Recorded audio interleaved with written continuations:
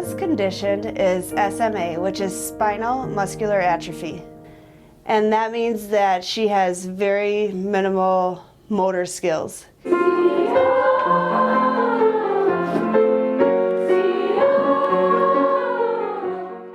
Blaine is Bella's service dog, and she has opened up so many opportunities for Bella.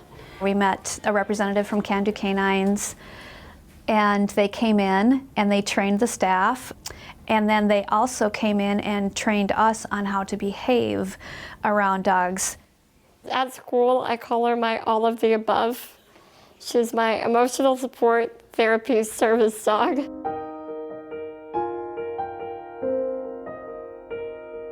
There's times that Bella's arm will get stuck behind her, and Blaine knows how to move her arm forward so that she can get back to her joystick. Yes, good girl. Yes, that's a good girl. I am very surprised on how much stuff that Can Do Canines has taught her. It is amazing, amazing.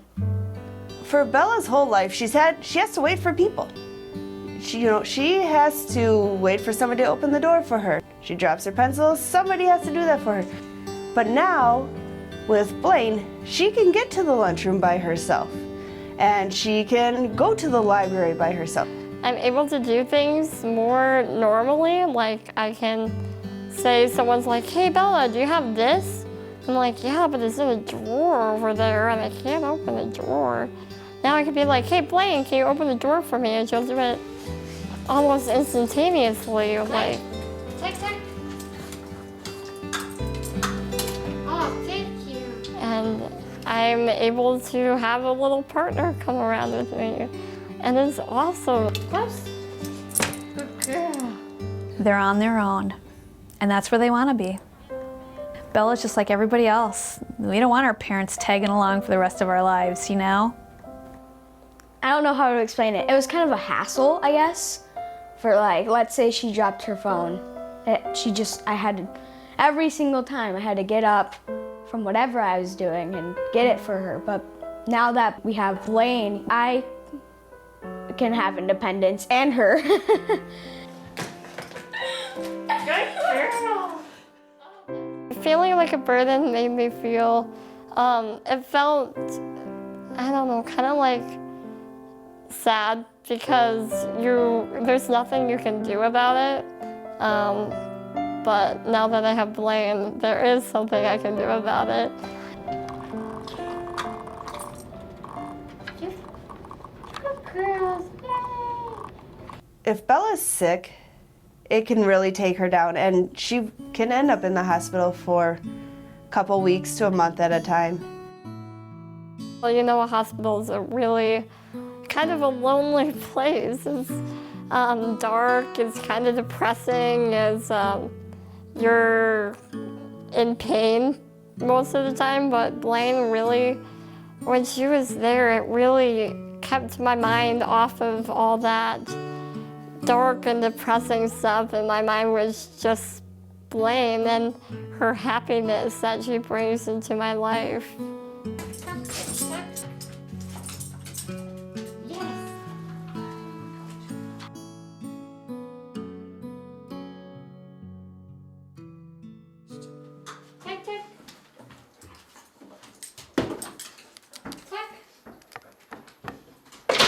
So when Blaine is cuddling with us and she hears when Bella's chair starts moving, it makes like a little clank.